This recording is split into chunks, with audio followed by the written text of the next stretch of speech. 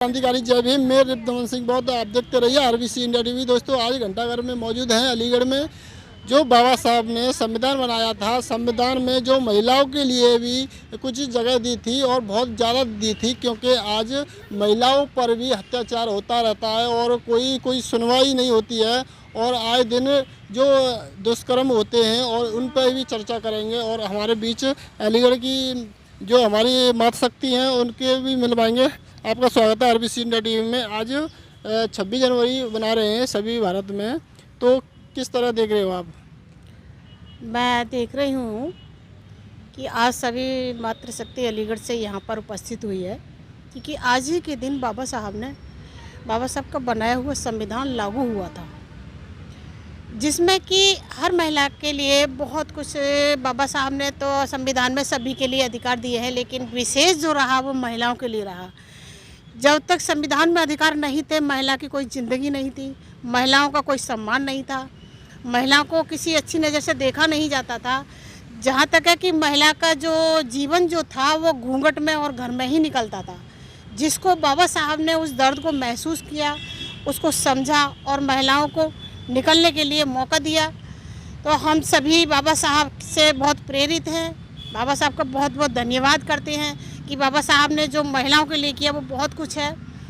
और जहाँ तक है कि जिस टाइम बाबा साहब ने महिलाओं के लिए इसको लेकर जब आए थे संविधान सभा में, समान अधिकार महिलाओं के लिए, तो जो कुछ उपद्रव इस तरह के थे जो इसको पसंद नहीं कर रहे थे, जो ये कहते थे कि अरे नहीं, महिला तो दूसरे घर चली जाती है, वो तो वहाँ अधिकार ले लेगी, तो इनको यहाँ बराबरी का अधिकार देने की क्या ज़रूरत है।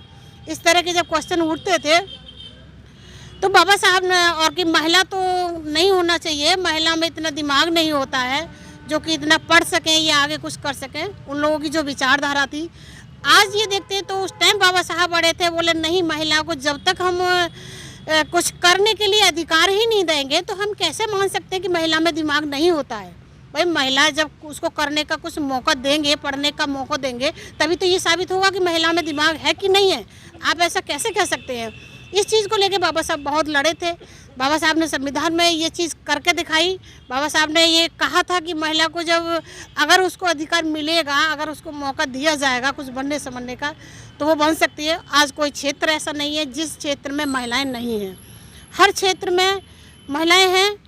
और जो लोग जिस तरह की भावना रखते थे कि ये महिलाएं कुछ नहीं कर सकती हैं, आज उनकी बहू बेटियाँ, बहनें, मम्मियाँ, चाचियाँ, ताई हैं, सभी सर्विस कर रही हैं। आज वो लोग भी इसका पूरा मौका फ़ायदा उठा रहे हैं। आज उनको ये शर्म भी आती है कि हम जिस चीज़ को मना कर रहे थे वो चीज़ बाबा साहब ने की। और बाबा साहब कितने दूरदृष्टि से, बाबा साहब की जो पहचान थी वो बहुत अच्छी थी और वो सही है, और आज वही सही है। और आज वही बदौलत है कि आज राजनीति में भी महिलाओं को बराबर होने जा रहा है। आज 26 जनवरी बना रहे हैं, आप किस तरह देख रही हो? आज हम आज अंबेडकर पार्क आए हुए हैं घंटाघर पे।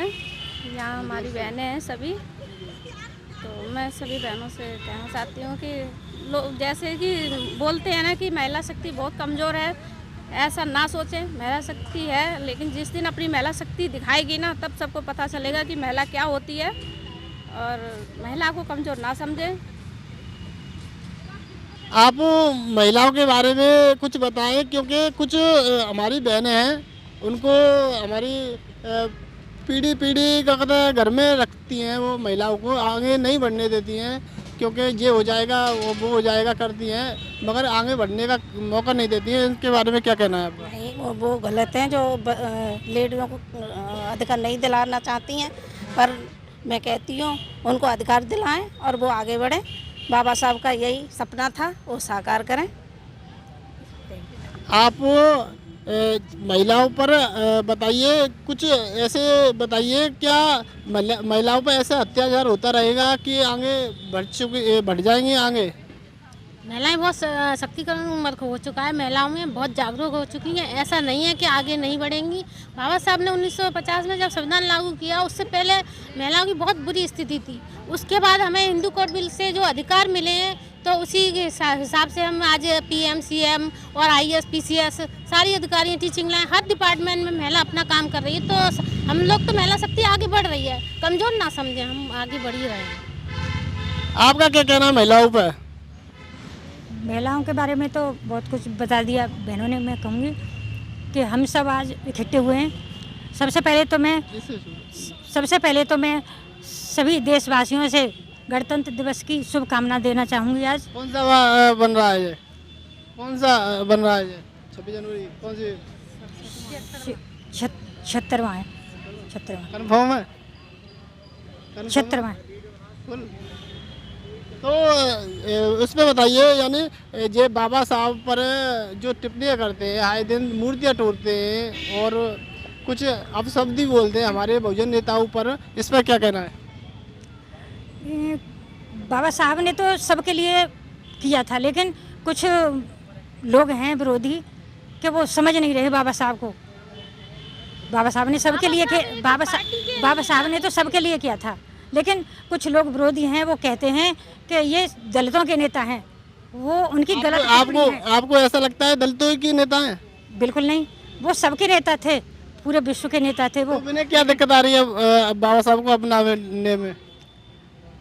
वो मनवादी व्यवस्था लाना चाहते हैं इसीलिए। और आज ये जो महिलाएं निकल के आई हैं, कहीं ना कहीं अपने देश से भी इनको लगाव है और बाबा साहब के संविधान से भी लगाव है। इसलिए बाबा साहब के लिए इनके दिल में टीस है। बाबा साहब ने कितना बलिदान किया, कुर्बानियाँ की, अपनी 4 औलादें कुर्बान कर दी इस देश के लिए।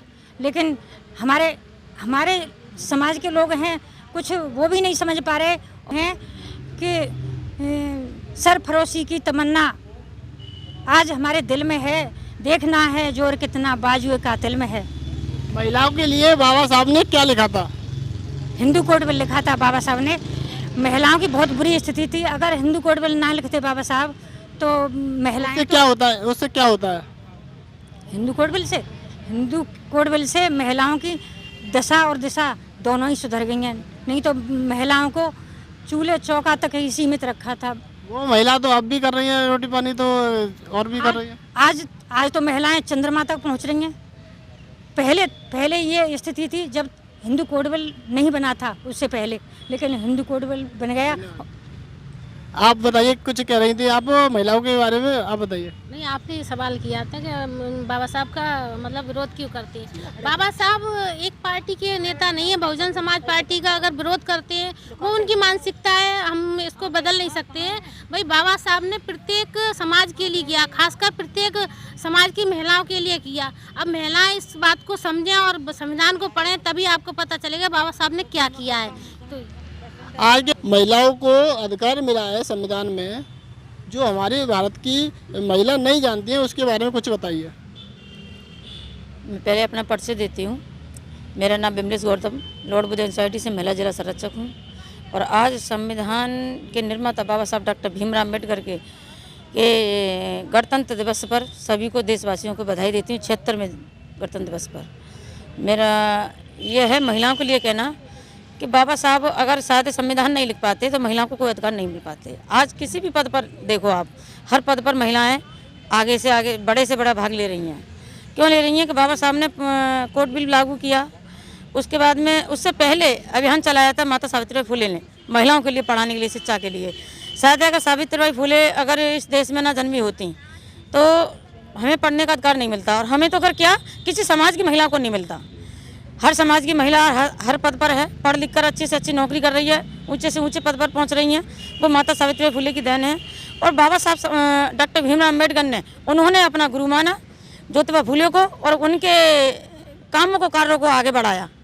तो बाबा साहब ने बहुत सारा काम किया, महिलाओं के लिए भी किया, अदर सब समाजों के लिए भी किया। तो जो आज हम यहाँ खड़े हैं वो बाबा साहब अम्बेडकर की देन है। मैं इतना ही कहना चाहूँगी। दोस्तों, आज हम अलीगढ़ में मौजूद थे और हमारी माँ शक्ति भी हमारे बीच थी। और आपको बता दें, अलीगढ़ घंटाघर में मौजूद थे। यहाँ पर आज बाबा साहब के विचारों को याद करा गया है, क्योंकि आज बाबा साहब नहीं होते तो हमारे लिए संविधान कौन बनाता। संविधान की बात तो दूर रही, मगर जो दलितों को एक मसीहा मिला है, जो संविधान के रूप में मिला था, और पहले भी अपने 4 बच्चे भी कुर्बान किए थे। और ऐसी वीडियो हम लाते रहेंगे। जब तक के लिए जय भीम, नमो बुद्धाय। फिर मिलते हैं अगली वीडियो में। जय भीम।